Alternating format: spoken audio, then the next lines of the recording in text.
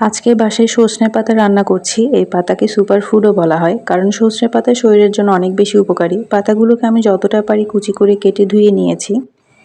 এই সজনে পাতাগুলো আজকে আমি মসুর ডাল আর চিংড়ি শুটকি দিয়ে রান্না করব। এই শাক বা পাতা যাই বলি না কেন, এগুলোকে ভাজি করেও খাওয়া যায়, আবার ভর্তা বানিয়েও খাওয়া যায়। আবার অনেকে এই পাতাগুলোকে ভালোভাবে পরিষ্কার করে রোদ্রে শুকিয়ে গুঁড়ো করে রাখে খাওয়ার জন্য। অলৌকিক গুণ সম্পন্ন এই সজনে পাতা আপনারা আপনাদের আশেপাশের বাজারগুলোতেই পেয়ে যাবেন।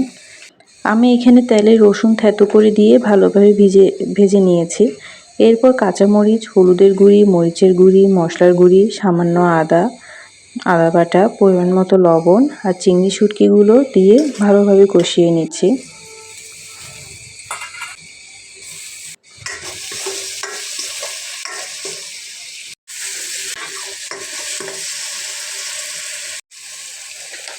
এরপর মসুর ডালগুলো দিয়ে আবার বেশ কিছুক্ষণ সময় নিয়ে কষিয়ে নিব। তরকারি যত বেশি কষানো হয় এটার স্বাদ তত বেড়ে যায়। আর আমি প্রতিটি উপাদান এক এক করে অ্যাড করে কষিয়ে নিচ্ছি।